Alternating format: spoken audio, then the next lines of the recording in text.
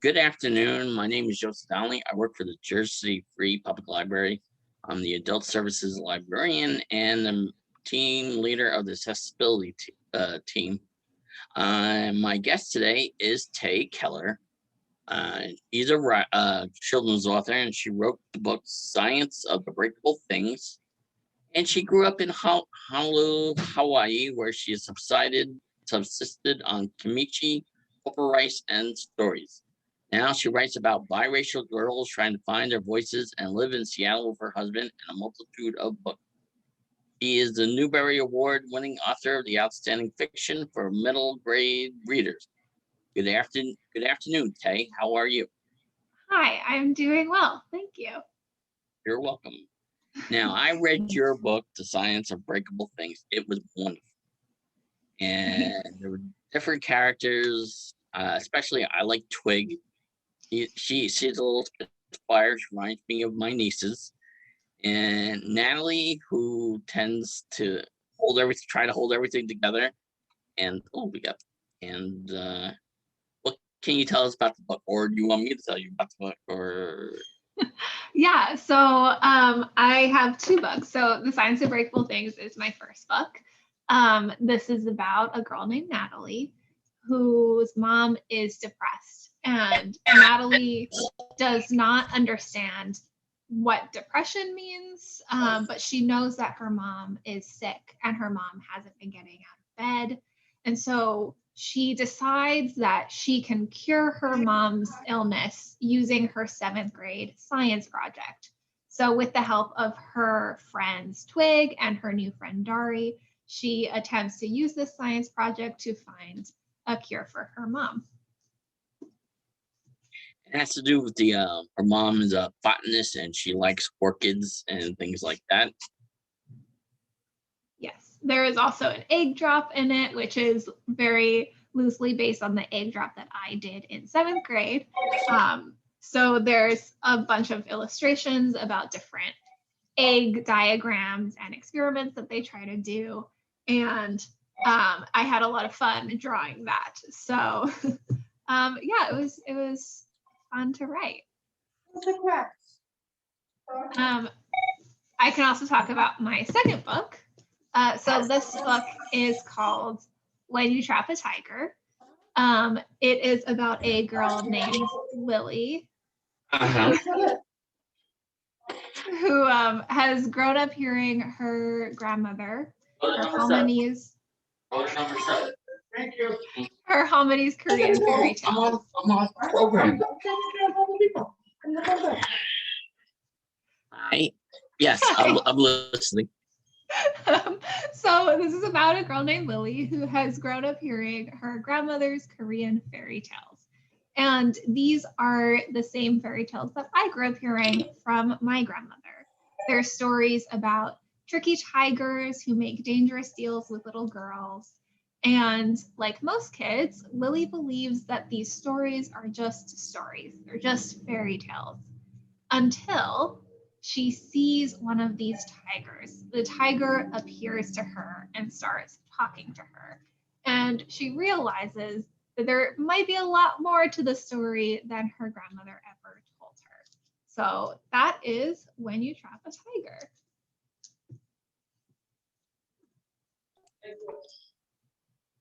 Very good. Now, did you know a lot about mental depression and when you wrote this book, The Science of Breakable Things? Yeah, so both of my books and my future books as well, they always kind of connect to my life. I saw someone in the chat saying that. But they come from my experiences and especially the things that I am worried about and afraid of.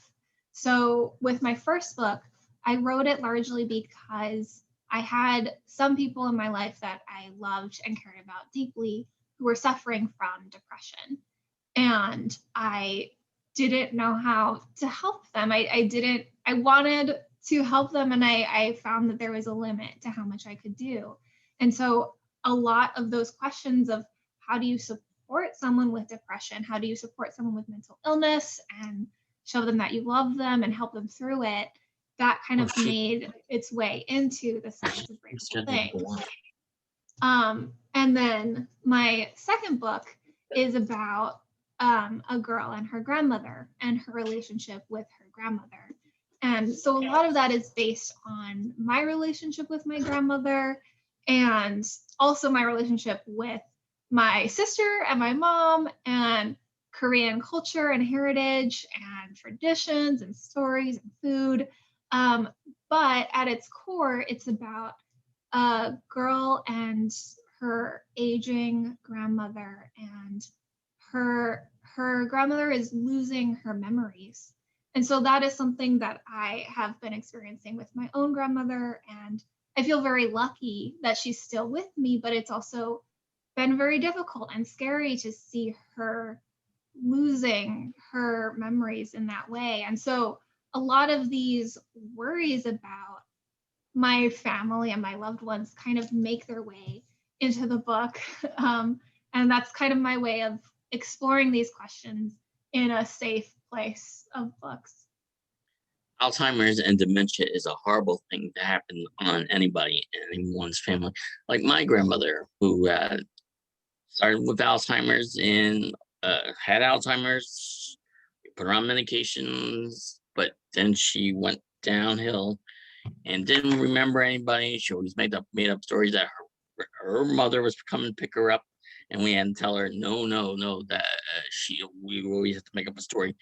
Then her health began to fade, and then she was bedridden for numbers of years. It was sad to see such a vibrant and smart woman go downhill quickly like that, and it's tough on everybody in the family.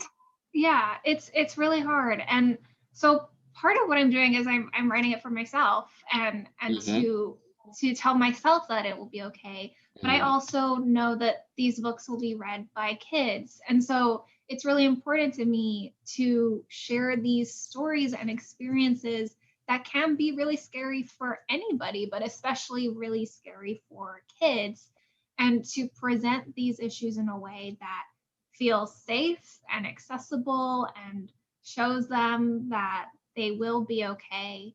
And I get a lot of questions about writing tough topics and difficult things for kids, and whether or not it's appropriate to talk about things like losing memories or death or depression. And I always think that, kids are experiencing it. This is part of life, unfortunately. And even though we wish that we could shield kids from this and that no one would ever have to experience these things, the reality is that they do. And of course, now with Google, they can turn to the internet and find anything, and those resources they find might be helpful, but they also might not, and there's not really a way to filter information in a way that is helpful. So I think that books can be a really great resource in that way. It can be a place that they can really explore and learn and feel safe. And you feel with the recent attacks on Asian and Pacific Americans throughout the United States has affected you deeply the most? Yeah, of course. It's been a really hard year already with COVID, and to see also the increase in hate crimes and racism against the Asian community has been really hard. It's been disheartening in a way. And so it feels even more important to me to share stories about Asian Americans and an immigrant family too, and to show that, Asian Americans and immigrant families are just as American as anybody else living in this country. Because I think that's so much of this hate comes from not understanding or not recognizing other people as human. And that can be such a power of stories, is to let people into the hearts and minds of the characters, and to show, everyone has different backgrounds and experiences, but everyone is human and everyone feels Now, did you have a favorite line in the book that you would like to read to us in the Science of Breakable Things? So I don't necessarily have a favorite line. This book, my first book, was kind of a learning experience, learning how to write a book at all. And it went through 20 different drafts, which is the same for my second book. So perhaps this is part of my process, having these 20 revisions and trying the first draft, and then, it's not necessarily the idea of the book I wanted to write. And so I try again, and I keep revising and revising and revising. And the goal is that with each revision, I like a little bit more of it. And the parts that I don't necessarily like, I can change and rework. But it's interesting because I spend so much time on these books, and I spent 2 or 3 years and then all these revisions. And then after I'm done, it feels like I can let it go in a way. So I don't necessarily hold on to certain passages or lines because I feel like I've poured all of myself into a book, and then it belongs to the reader in a way. So it's now their book just as much as mine, or even more than mine in some ways. And Natalie's father, who's a psychologist, is that correct? Mhm. He couldn't. He tried to get his daughter to talk more about what's wrong with mother. Because Natalie would seem to be angry with mom all the time. She's always in bed asleep, or when she get up and it's like, "Oh, hi, how are you?" Not being happy. And dad, who's hold trying to hold down the house and being he couldn't like fix it right away. So he said, "Oh, why don't you go see this person?" And it's like, why do I have to talk to somebody else about this? And it's like it's rough on somebody who's a tween, not a teenager, but in between. So it's it's very rough. Yeah. So in this book, Natalie, her father is a therapist, but she does end up talking to a different therapist as well. And I wanted to show kind of two things with that dynamic, which Hmm. is first that even though this is her dad's profession, there Hmm. is still a limit to how much he is able to help when it is so personal and affecting his own family. And I think that there are blind spots, and there are a lot of difficult things when we try to turn our expertise into our very personal lives. But also the scenes where Natalie is seeing a therapist and is talking about what's happening were very important to me because there's such a stigma still about therapy in our culture. And I mean, I know that when I was a kid, the idea of therapy was something so scary, and if you had to go to therapy, that was something was so wrong. And I wanted to show in the book that it's not some kind of scary boogeyman thing. It is a very safe environment, and it can be very helpful, and it's not something that we have to stigmatize. So a lot of writing my first book was trying to destigmatize these ideas that we have about mental illness and what that means, and to not be so scared of asking for help. Yes, always ask for help if you're feeling in a dark place or you're not feeling happy about things. Yeah, always go for help. Because since the lockdown, since COVID, there's been a lot of cases, more cases of mental health. People, is that right, Jessica? Yes, Jessica's especially in children and young adults, teens. They're more socially isolated. As we know, they can't connect with their friends as often.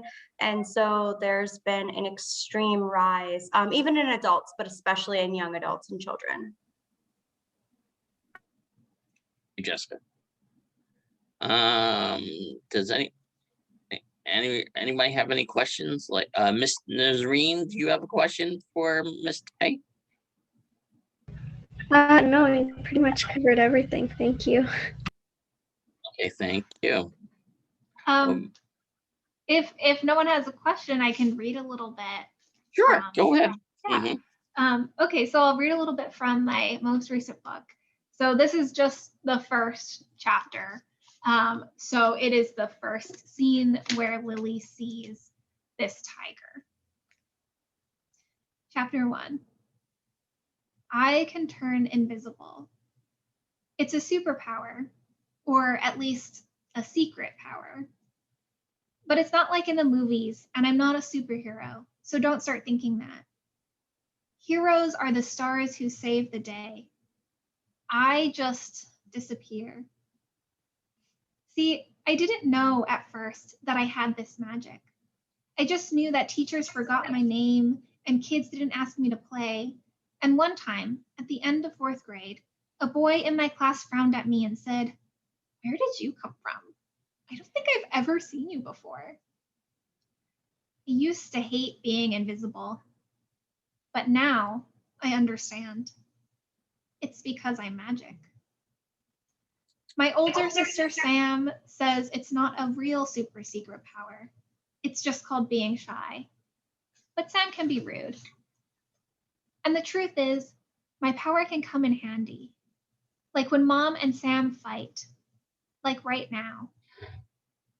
I wrap myself in invisibility and rest my forehead against the backseat window, watching raindrops slide down the side of our old station wagon. "You should stop the car," Sam says to Mom. Except Sam actually says this to her phone because she doesn't look up. She's sitting in the passenger seat with her feet slammed against the glove compartment, knees smashed against her chest, her whole body curled around her glowing screen. Mom sighs. "Oh, please, we don't need to stop. It's just a little rain." But she picks the windshield wipers up and taps the brakes until we're going slug slow. The rain started as soon as we entered Washington State, and it only gets worse as our car inches past the hand-painted "Welcome to Sunbeam" sign. Welcome to Homony's Town, a town of nonstop rain, its name like an inside joke. Sam smacks her black painted lips. "Okay, that's all, just one letter." She taps her screen, sending bubbles of words and emojis to all her friends back home. I wonder what she's saying in those messages. Sometimes, when I let myself, I imagine she's writing to me. "Sam, can you at least try to have a good attitude about this?" Mom shoves her glasses up her nose with too much force, like her glasses just insulted her and it's personal. "How can you even ask me that?" Sam looks up from her phone, finally, so she can glare at Mom.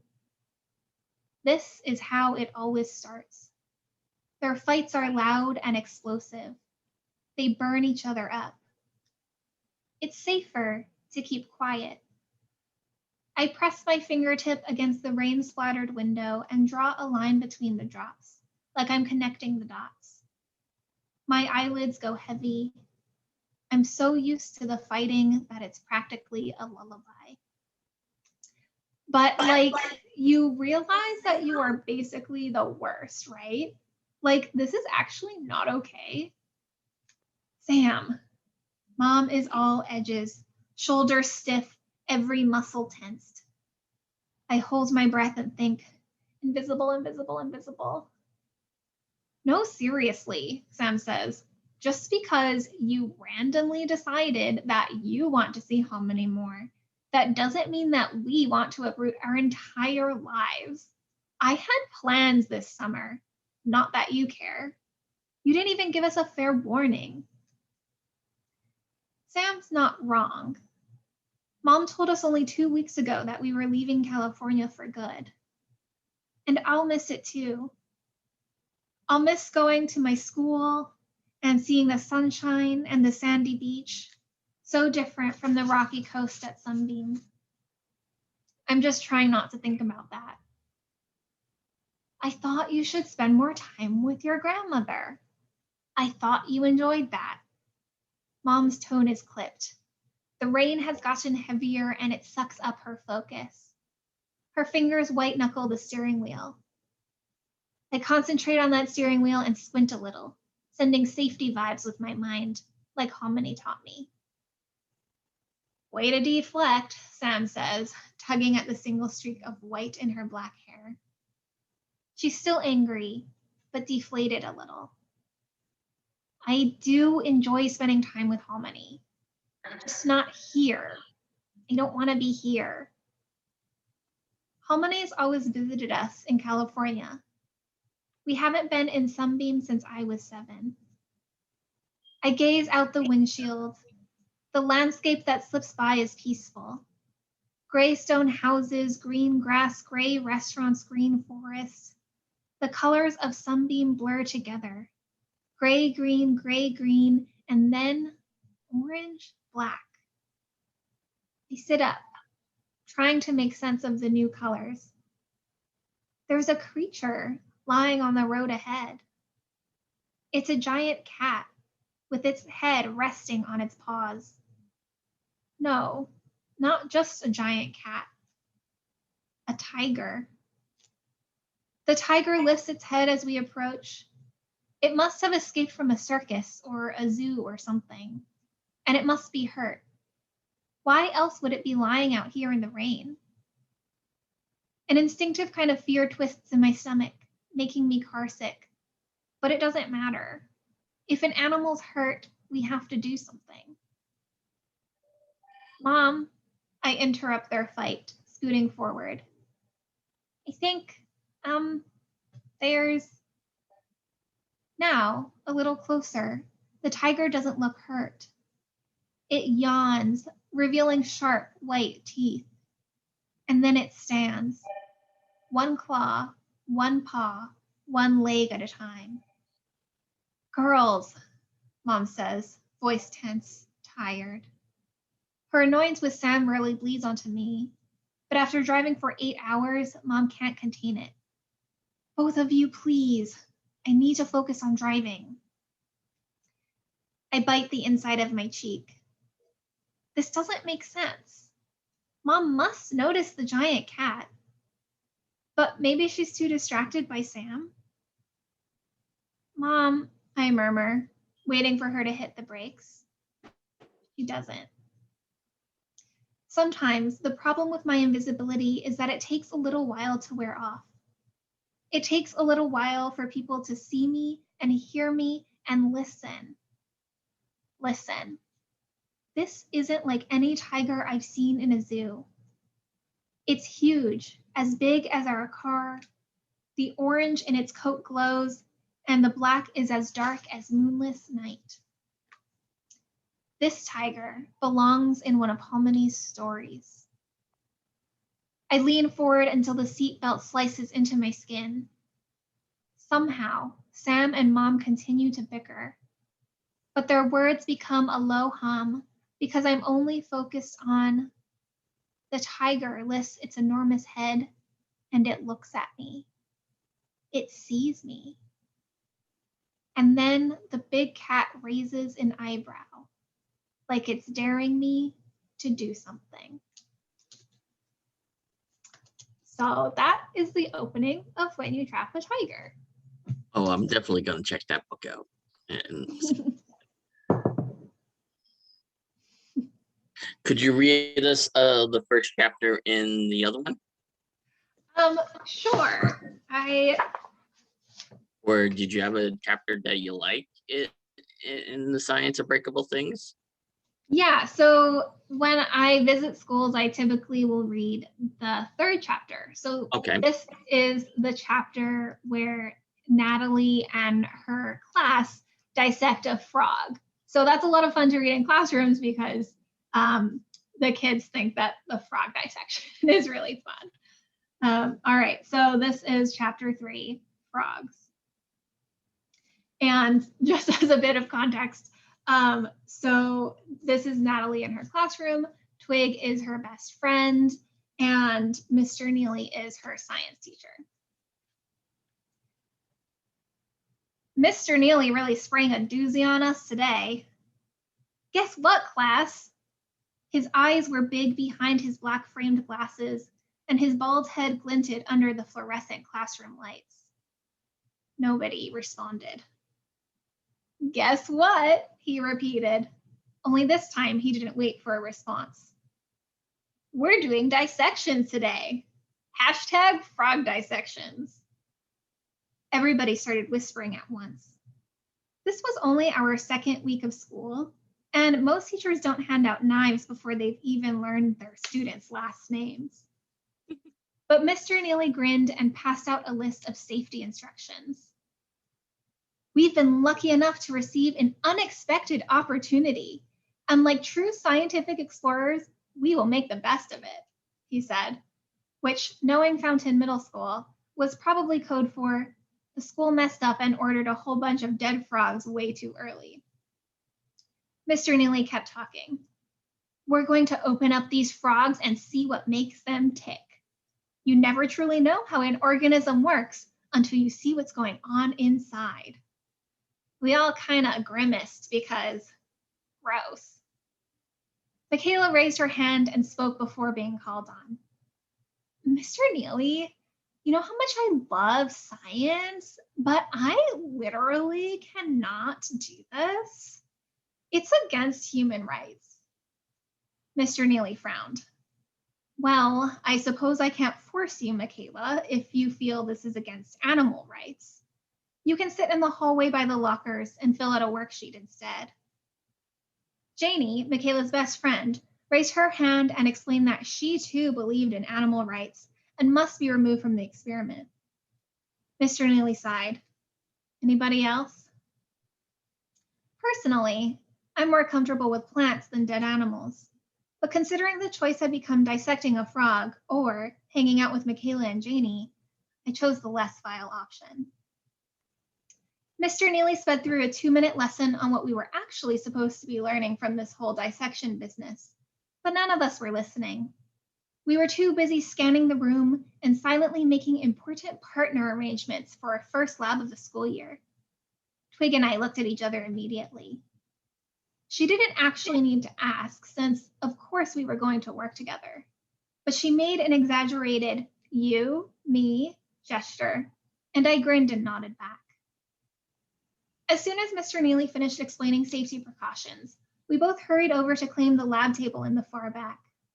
It's in a corner that Mr. Neely can't really see, so it's obviously the best. Twig was moving at double speed, and by the time I pulled out my notebook, she'd already organized our materials. Our materials being, the dead frog and such. She tied her blonde hair back haphazardly, so random strands hung loose from the ponytail. I am so excited about this, Natalie. Can you believe it? Can I cut first? I want to see the heart and maybe the bladder. Frog pee, gross or cool? Twig was talking fast in her usual way, excited about things nobody should be excited about. You can cut the whole time, I said, as if I were making a grand sacrifice. Twig squealed. It'll be like the game Operation. That's a thing about Twig. She's obsessed with games. And not video games like most people, but those old board games nobody actually likes to play. Although, to be fair, she makes me play those games a lot, and I actually do enjoy them. Twig has a way of making things fun. And I hate to admit it, but I started getting into the dissection too. I wasn't cutting the frog open or anything, but I started narrating as Twig sliced, as if Twig was one of those doctors on TV.